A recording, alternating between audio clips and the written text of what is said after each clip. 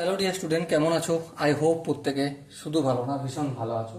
স্ক্রিনের ওপর একটা কোশ্চেন দেখা যাচ্ছে, তাই না?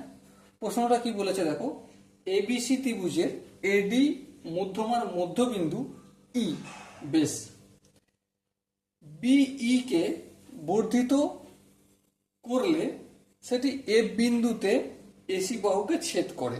বেশ, এসি বাহু এফ দ্বারা যে অনুপাতে বিভক্ত হবে তা হলো 1:1, 1:2, 1:3 এবং 2:5।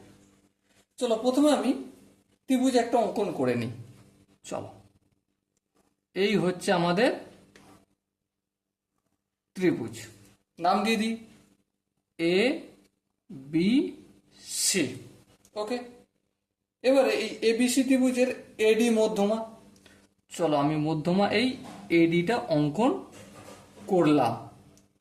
এরপর কি বলেছে, এডি মধ্যমার মধ্যবিন্দু ডি। এডি মধ্যমার মধ্যবিন্দু ই। সাপোজ মনে করো এখানটা হচ্ছে মধ্যবিন্দু ই।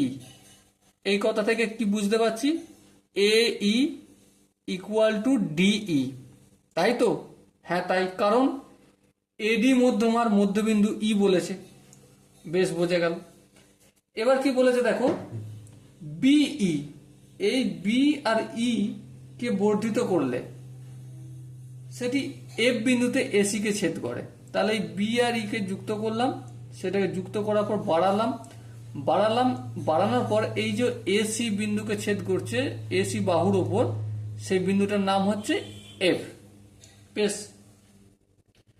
এসি বাহুকে এফ দ্বারা, এই যে এসি বাহুকে এই এফ দ্বারা যে অনুপাতে বিভক্ত করছে, মানে এই A F is to F C, A F is to F C equal to কত সেটা বলতে হবে। তার মানে A F by F C সমান কত সেটা আমাকে বলতে হবে।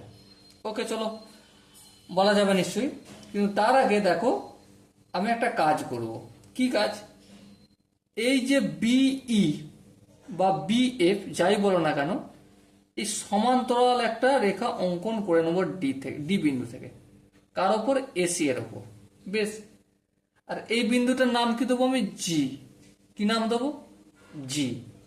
আর এখানে আমি লিখে দেবো কি, এই যে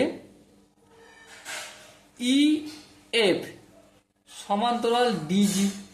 হ্যাঁ ঠিক। তাহলে ইএফ যদি ডিজি এর ডিসি, ডিসি কেন লিখলাম, ডিজি তো, হ্যাঁ ডিজি এর সমান্তরাল, এবং এবং কি ই এডি এর মধ্যবিন্দু, মধ্যবিন্দু। ওকে, যদি এই কন্ডিশনটা থাকে তাহলে কি বলতে পারি?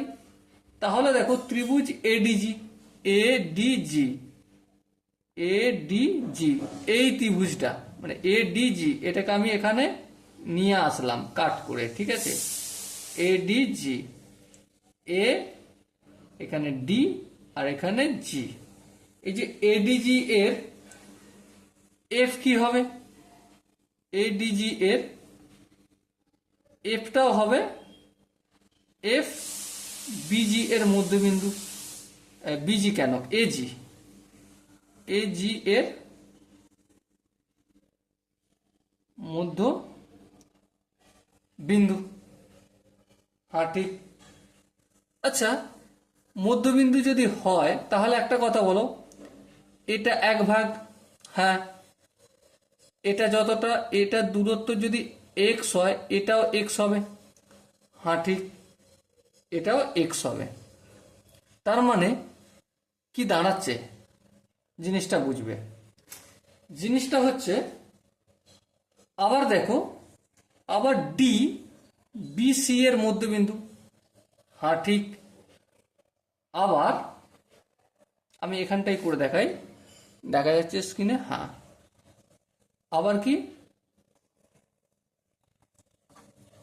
ডি বিসি এর মধ্যবিন্দু,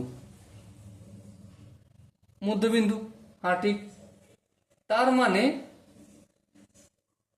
এই যে বি সি আর এফ ত্রিভুজটা, বি সি আর এফ এর বিসিএফ, বিসিএফ এই বিন্দুটা এফ না, এফ এর দেখো একটা গল্প তৈরি হলো। কি তৈরি হলো?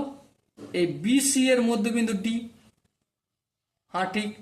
আবার আমরা একটু আগে কি গল্প করেছি? কি গল্পটা হচ্ছে এটাই যে বিই অথবা ইএফ সমান্তরাল কার সঙ্গে? এই ডিজি এর সঙ্গে। বিই বা বিএফ সমান্তরাল কার সঙ্গে?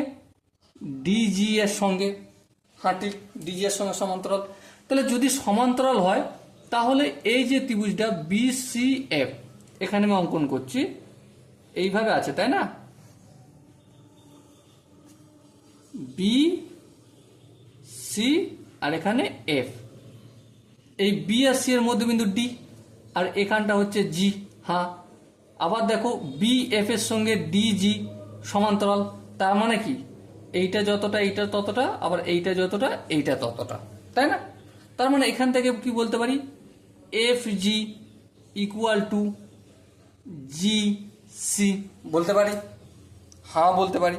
আচ্ছা, আগেই আমি এটাকে এক্স ধরেছি, তাহলে এটাকেও তো এক্স ধরবো। হ্যাঁ, কারণ ইকুয়াল ইকুয়াল বলেছে তাই না? এই এফ জিটা যদি এক্স হয় তাহলে জি সিটাও এক্স হয়ে গেল। হ্যাঁ ঠিক। তার মানে আলটিমেট এ এফটাকে যদি আমি এক্স ধরছি আর এই পুরোটা ইসি, ইসি মানে কি?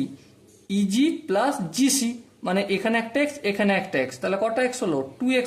তাহলে এই কেটে গেল এক্স এক্স, তাহলে 1/2, তার মানে অনুপাত কি হবে?